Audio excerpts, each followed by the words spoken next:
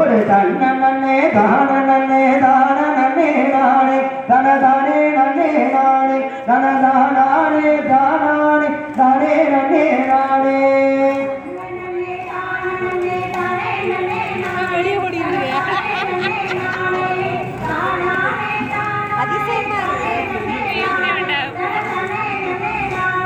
அவையீராசு மத்தியில அமர்ந்தவள மாறி எங்க இருக்க முடி மாறி அவீர கண்ணோட நாம சொல்லி வராளம்மா